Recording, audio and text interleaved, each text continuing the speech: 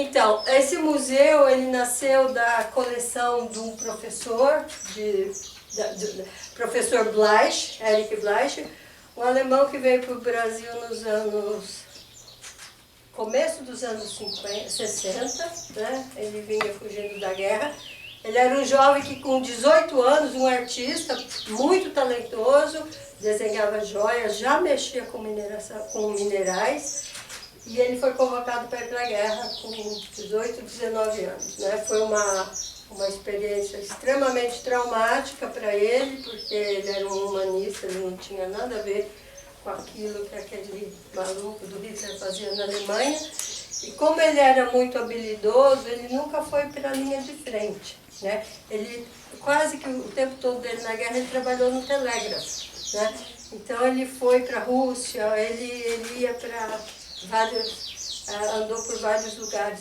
Foi prisioneiro de guerra, ficou preso na França, trabalhou anos quase 2 anos numa mina de carvão na França, conseguiu fugir dessa prisão, atravessou o Rio Gelado, chegou do outro lado com hipotermia, alguém pegou o Bleich e salvou. A vida dele é um livro assim, de aventura, né? Ele é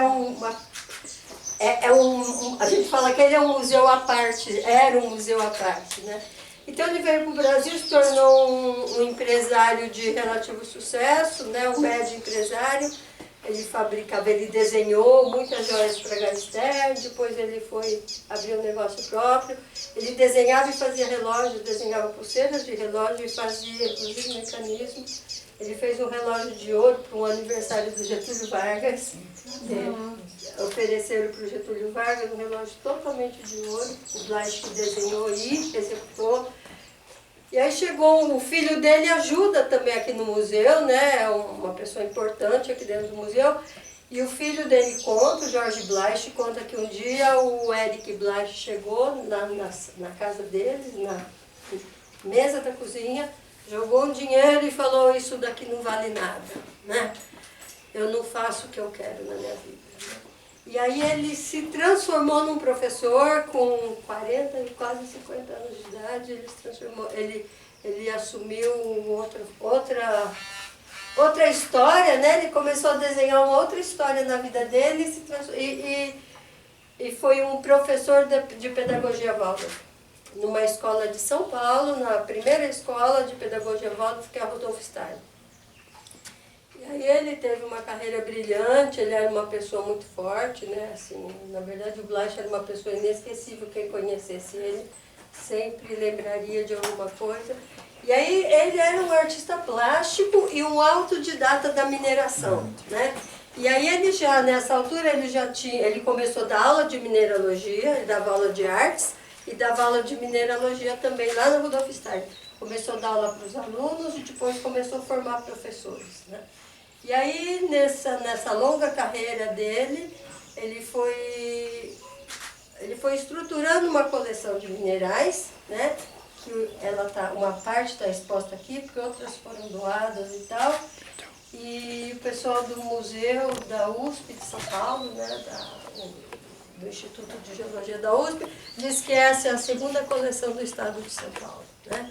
Então, como ele era um artista, todas as peças que ele queria, ele procurava muita beleza, ele procurava sempre muita estética. Então a gente tem uma coleção bem bonita e também bem diversificada e bem importante, né?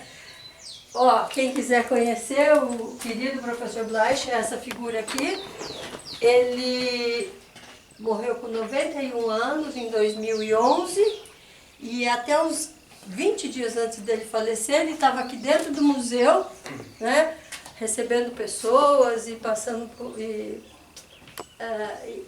explicando coisas que ele sabia. Ele ficava numa cadeira, né, com rodinha, eu empurrava, então eu era os braços e as mãos dele, ele pedia para eu pegar e tal. E em 2006 ele me convidou, entre aspas, me convocou para vir aqui ajudá-lo a limpar os minerais, né? Então tirar pó, organizar. E aí eu fui ficando e acabei ficando aqui no museu. E a gente está renovando o nosso acervo, tá? Tá? Vocês podem fotografar à vontade e quero agradecer especialmente a Nica eu que agradeço. por estar aqui, tá? Domingo. Porque o nosso grande prazer é que as pessoas possam conhecer o museu. O museu é uma pessoa jurídica, né, estruturada, e a gente tem... Pode entrar, gente. Eu falei que não senti isso. Certo, aí ele foi comprar o bolinho e trouxe na mão. O papel higiênico certo e cai. Esse aqui nós ganhamos, as pessoas eles são muito amigos. Esse eu comprei deles, foi formando bolas. Você tem que pensar que tudo são milhões. Dentro dessas bolas de gás, 1,5 bilhões de anos. Então, nesse período de 13 para 4, a Terra veio se estruturando, ela resfriou e ficou sólida. A gente tem uma camadinha no planeta Terra que é sólido. Essa camadinha, se a gente for fazer uma analogia, como se fosse um ovo. A casquinha do ovo é essa crosta terrestre, essa parte dura que nós vivemos. E o resto tudo é uma estrutura muito diferente, né? E muito quente. Então essas rochas se solidificaram e estruturaram as primeiras rochas, que são as rochas magmáticas. O basalto, ele é dessa época, né? O basalto é uma das primeiras rochas que foram resfriadas nessa história geológica da Terra, né? O basalto, vamos dizer, dentro das rochas magmáticas, o basalto e o granito são duas rochas muito representantes.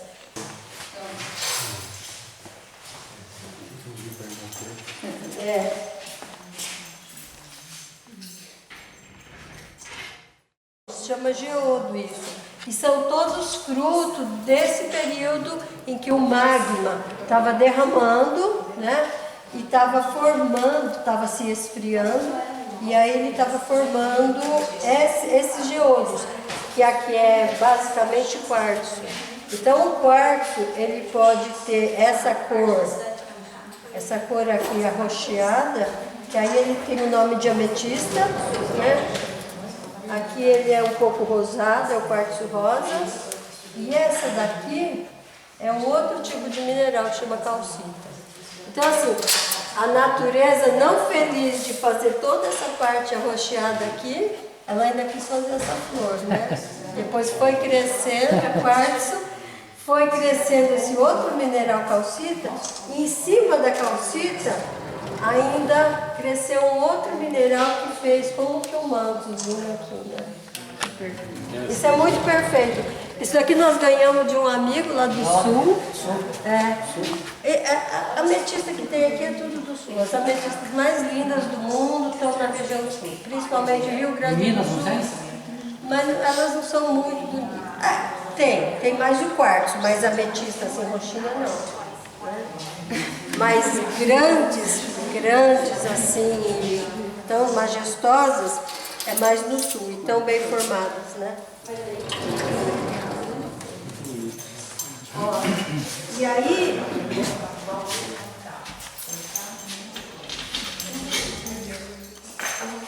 ó, o fantasma. Dentro dele vocês enxergam outros, né?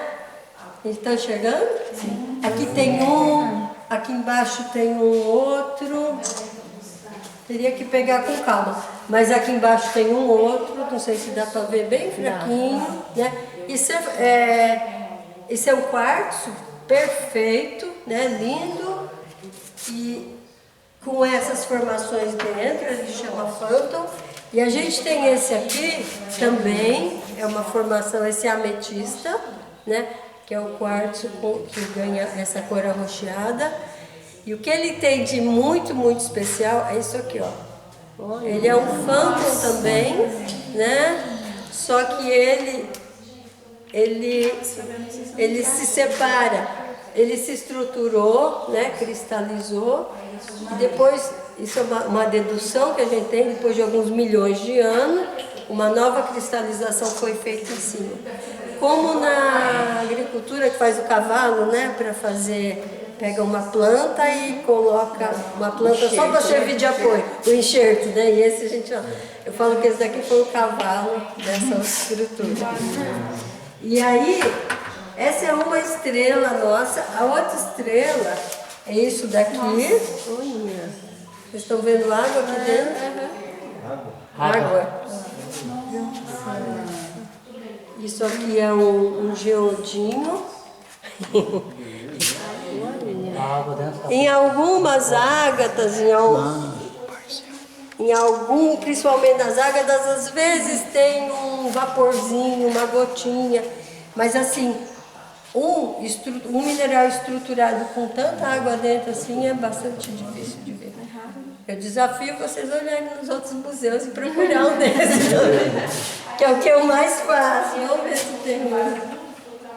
Gente, isso tudo aqui é quartzo, né? O quartzo ele é o mineral um dos mais numerosos do mundo, né? E ele tem uma variedade muito grande de formas, de cores. Ó, o quartzo rosa, ele cristalizado. Esse quartzo aqui, ó, ele se cristaliza dessa forma. Ele é chamado lei do Japão, né? Porque a primeira vez que acharam um desse foi no Japão. Então, às vezes, são homenageados, para dar o nome, são homenageados ou quem descobriu ou o local. O Arenito Botucatu, a primeira ocorrência dele foi aqui em Botucatu, lá na linha do trem, né? Num daqueles barrancos. E isso foi em 1954, por um professor, um geólogo, Fernando Almeida. Tá? E aí ele deu o nome de Botucatu porque ele estava na cidade. Tá? Ó, eu falo muito, eu vou ficar falando aqui, mas vocês ficam à vontade. Se tiver algo que vocês queiram saber, aí vocês me chamam. Guarani, né? Não só a divulgação, mas também a preservação, a conservação e o conhecimento do aquífero. Então, aqui vocês estão reconhecendo essa imagem? Cadê o Pardinho? Cadê o povo de Pardinho?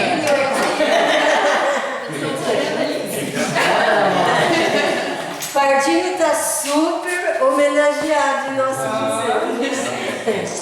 Então, aqui a gente fez uma representação do aquífero Guarani, né?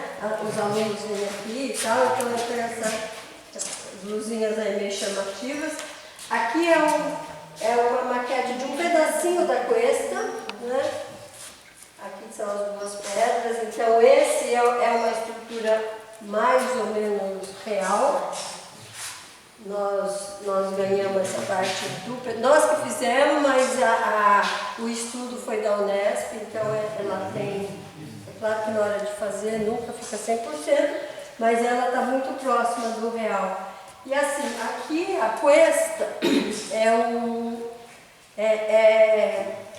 a cuesta é onde o arenito do Botucatu vem para a superfície. Acho que todo mundo conhece isso, né? Só para ter uma ideia, que às vezes as pessoas se perdem um pouco. Lembra da base da nuvem, que conhece a base da nuvem? Todo aquele recorte é como se fosse isso aqui, ó. Aquele caminho. Porque esse tipo de estrutura geológica, ele é íngreme, né? Porque essa parte aqui é a parte da depressão periférica que vai até o começo de São Paulo, onde ali começa uma outra estrutura que já se prepara para a Serra do Mar, né? E aqui a Botucatu está aqui, mais ou menos, e Pardinho está mais ou menos aqui. Então nós estamos em cima da cresta. E todo lugar que tem arenito Botucatu, em tese, é uma área que recarga. É uma área de recarga. É onde a água se infiltra nessa rocha e ela forma o aquífero confinado. Então, o aquífero, agora a gente fazendo um corte aqui, um corte nessa estrutura, a gente tem em cima, Bauru fica mais próximo daqui do que do basalto.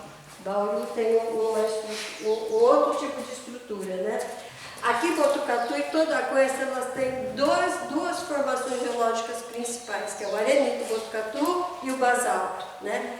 E essas duas formações, elas têm duas naturezas muito distintas, porque as rochas, que é essa crosta, a nossa crosta terrestre, essa parte estruturada e dura da Terra, ela se divide em 3 tipos de rocha. Ali a gente tem, ó, aqui é o ciclo das rochas.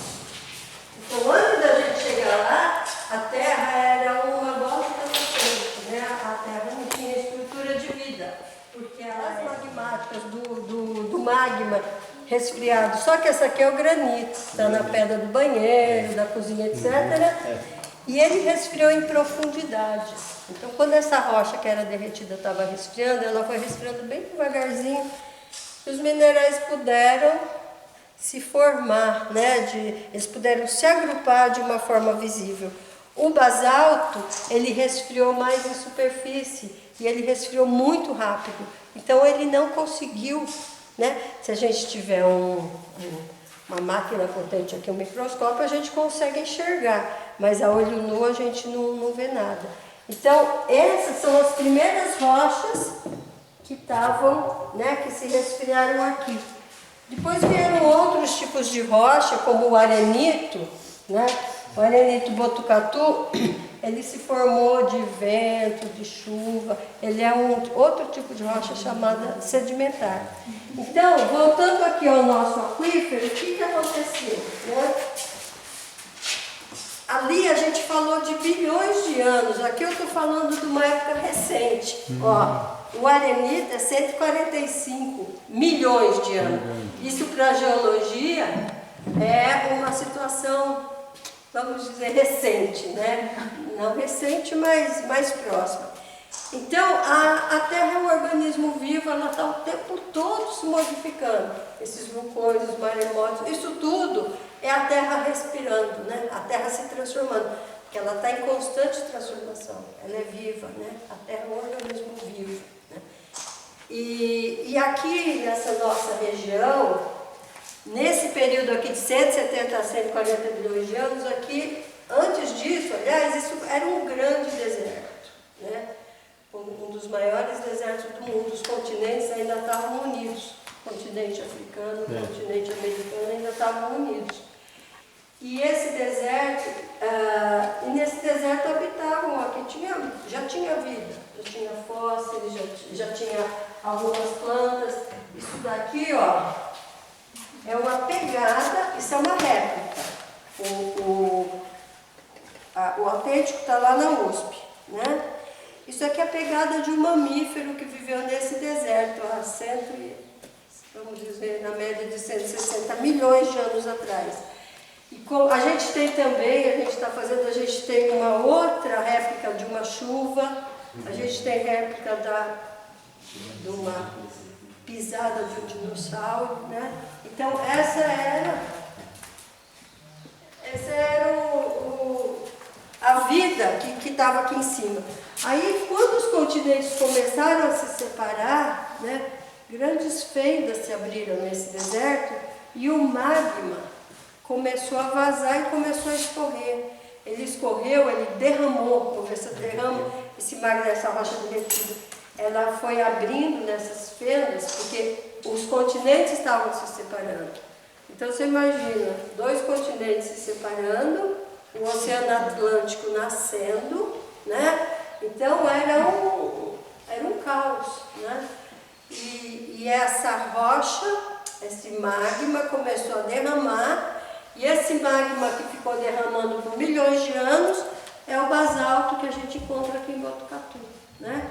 Então o basalto, dentro dessas fendas, ele foi se espalhando e se derramando no deserto, né? E estruturou essa rocha. Essa rocha, quando ela foi para cima do deserto, ela confinou as águas, algumas águas e o mar que foi se aproximando dessa área do aquífero, dessa área do arenito Botucatu. Então as águas que existiam aqui, elas foram cobertas por esse basalto, por esse magma derramado e ficaram confinadas, né? E esse confinamento que originou o aquífero Guarani. Agora, essa estrutura, ela era feita de areia, ela é feita de areia. Então, se a gente pega o arenito, vocês passam a mão, ela é extremamente... ela é mole e ao mesmo tempo ela é rústica, né? E é porosa também. Rústica e porosa. E aí, vocês imaginam em cima disso, o derrame basáltico fez isso aqui. Isso é o aquífero Guarani, tá? Só que nas bordas, e essa é uma estrutura que vai até o sul, ela pega praticamente desde o Mato Grosso, um pedaço de Goiás, e desce até o sul, né? Aqui tem um mapinha depois, vocês podem ver. Só que nas bordas, as bordas desse arenito, elas vieram para cima. Mas o... E elas afloraram. Oi. aqui nós estamos em cima disso, né? Nós estamos em Do cima arenito. disso. É. Areia. Não, arenito. É isso. Arenito. Isso. E mais o aquífero Guarani. É. Isso não tem perigo daqui a uns anos Pluf. descer para baixo? É possível. Né? É possível que daqui O uns Tucatu, anos, daqui uns não, anos. daqui milhões de... Não, isso eu nunca ouvi. Eu sei que essa estrutura aqui da cuesta, né? Se a gente pega ali a igrejinha de São Cristóvão, aquilo ali, quando eles construíram aquela estrada, né? Eles cometem um erro que hoje todo mundo sabe, eles tiraram toda a vegetação e fizeram a estrada. Só que a vegetação, hoje todo mundo sabe, ela ajuda a estruturar os barrancos, né? Então é uma área extremamente frágil, né? Com facilidade de erosão e deve ser bem manejada, né? Bem cuidada. E isso em Botucatu, né? O Condemas, todo mundo está de olho. Mas voltando aqui, ó, eu queria só mostrar essa coisa fantástica, porque o arenito Botucatu, nessa estrutura, é a única no mundo, né? Ela é extremamente porosa, essa rocha é porosa, e ela vai reservando, daqui a pouco, se vocês vão ver, já vai estar aqui em cima. Ela reserva a água, né? E essa água aqui é uma água potável, boa para consumo, né? E tem uma infinidade de cidades que se abastecem basicamente dessa água, né? E a estrutura desse arenito, como ele era deserto e os grãos, a granulometria dele já foi muito rolada, ela é extremamente esférica, ela é redondinha. Então é como se fosse isso aqui, ó. A gente foi criando algumas representações só para facilitar. Aqui, ó, entre essas esferinhas fica um espaço, não fica? Então é isso daqui. É nesses espaços que a água fica reservada, né? E a porosidade dela é 30%. Então a rocha, arenito Botucatu, ela tem 30% de espaços para reservar a água, né? E além dessa alta porosidade, ela também tem uma outra qualidade que é única no mundo, ela é extremamente permeável. Então as águas podem se movimentar, né? Então é uma estrutura, ó gente, já subiu. Já subiu. É fantástico. É uma estrutura muito, né, assim, a natureza, ela é muito sábia, ela é muito inteligente, né, é admirável de ver, porque essa estrutura da água, ela ficou confinada por essa rocha, que, ó, totalmente diferente, né, a rocha daquela rocha derretida, né, do magma, ela é uma rocha totalmente densa, impermeabilidade 0, né? Você pode pôr água aqui que nada vai filtrar. E então ela reservou, ela confinou esse aquífero. E as bordas do aquífero, o aquífero é como se fosse uma grande bacia, né? Que ela acompanha um pouco a bacia do Paraná, né? Ela vai lá para o sul.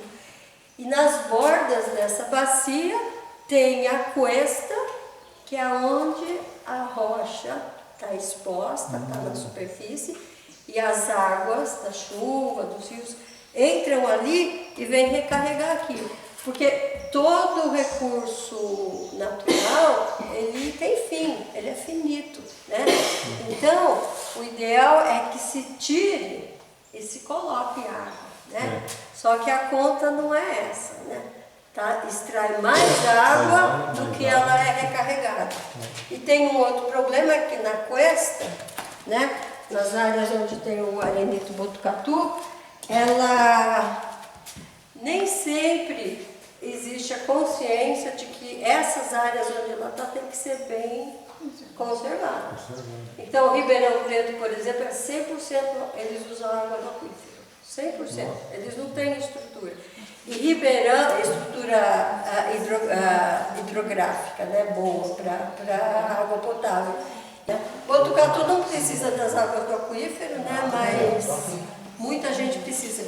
Eu li outro dia, acho que são 22 milhões de pessoas que vivem com as águas do aquífero, né? É bastante gente. Porque o Uruguai, Paraguai e Argentina também tem uma... O Brasil é a maior parte, 70% do aquífero está no Brasil, mas tem outra parte em outros estados. Então, esse é um projeto que a gente tem assim como uma menina dos olhos. A gente tem um material de divulgação aí que depois eu passo para vocês. E quem quiser vir fazer parte desse projeto, quem quiser criar grupo de estudo, comissão, ter outras ideias, a gente está querendo agregar gente, né? Olha, deixa eu falar só mais uma coisinha de terreno sedimentar. Só um pouquinho. Isso daqui é um fóssil, né? Ele não é dessa época, ele não é do arenito, ele é do calcário. Mas assim, esses terrenos sedimentares, né, são formados por transporte de sedimentos, pela ação do vento, pela ação das chuvas, pela ação do gelo, né? Aqui nós não temos, mas esse daqui é um calcário e esse fóssil que está aqui é chama Mesosaurus brasiliensis, né? Esse fóssil existe, a mesma espécie existe na África, né? Isso levou os cientistas a concluírem que foi uma das evidências para dizer que os continentes estavam unidos, porque esse lagartinho aqui não tem estrutura para atravessar o oceano. E esse fóssil aqui da nossa região, de Piracicaba. Então, só para mostrar, é um fóssil bastante raro, porque geralmente o pescoço é uma área muito frágil quando vai fossilizar algum animal. E aqui ele está bem perfeito. Perfeito. É por isso que acham a cabeça do dinossauro a não sei quantos quilômetros, né? Acha a cabeça e não acha o corpo, né? É porque ele se desestrutura muito fácil. É um fóssil, está num tipo de basalto aqui, ele é da Noruega. Foi uma das espécies mais numerosas que já habitou a Terra, né? Porque a vida na Terra começou no mar, depois eles foram saindo para a terra firme e tal. Isso daqui chama trilobita, né? Alguém conhecia? É? Vocês são biólogas? Então, vocês podem falar alguma coisa da trilobita se quiser. A trilobita, ela era tão numerosa que ela chegou a ganhar, aqui ó, é a escala geológica, ela ganhou, ela foi datada com o nome dela, né? A idade das trilobitas, 570 milhões de anos, mais ou menos, né? Esse daqui, o professor Blasch, que conseguiu, ele estava na Noruega e foi comprar um pullover de frio. E aí, quando a vendedora foi embrulhar, tinha um rolo de papel, isso daqui estava segurando o papel. Nossa! Aí o olho dele já fez assim, né? E ele falou assim, isso daí? Aí a vendedora falou, pode levar. Isso mesmo que eu queria. E olha, se vocês andarem por aí nos museus, uma trilobita tão perfeitinha assim, é difícil, né? É difícil. As biólogas sabem disso. Porque às vezes não tem original. Não tem, é difícil mesmo, assim, ela é perfeita. É um sapão, não sei. Não existe, né? Porque ela foi totalmente extinta. Existiam 16 ou 14 mil tipos de trilobita, né? No Brasil, existe no Brasil, na região do Paraná. E o Brasil tem 15 ou 16 espécies, assim, o Brasil não foi muito. O Brasil não, né? Aquela porção de terra que depois virou Brasil, né? Árvore silicificada. Aqui tem várias árvores.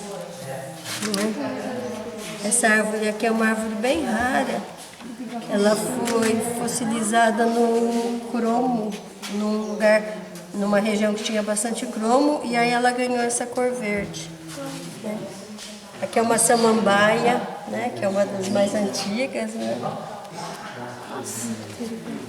Ô, gente, eu vou mostrar uma coisa que vocês nunca viram. Barril, petróleo.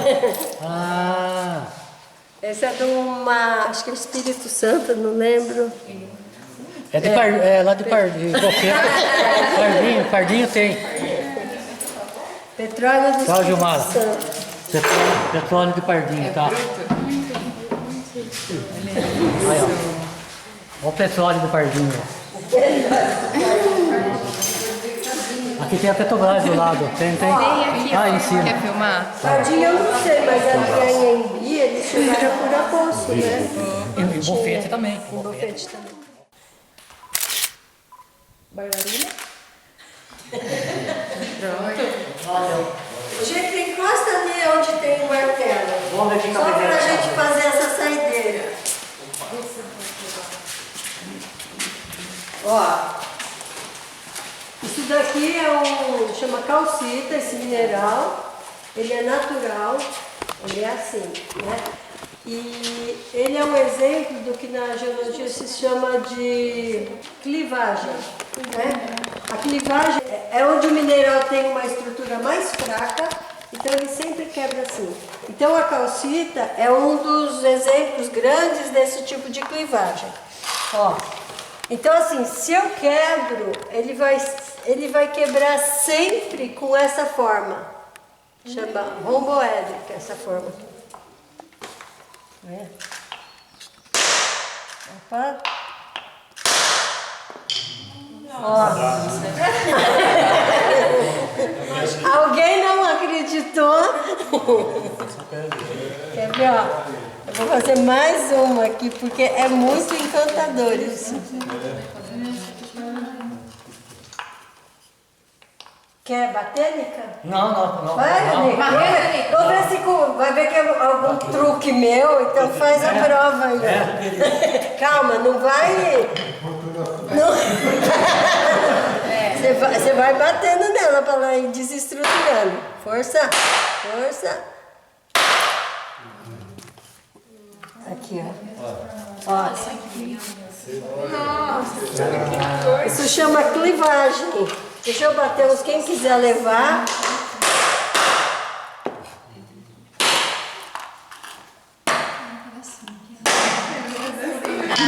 Se a gente tivesse um aparelho, até esse o que a gente imagina aqui que é um pozinho, ele tem essa estrutura.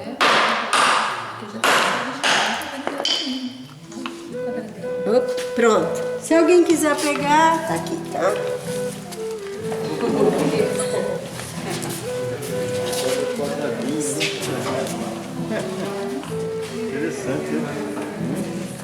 Muito interessante. Tem um outro mineral que chama fluorita e ele tem o jeito daquele balãozinho de São João. Ele também quebra assim, mas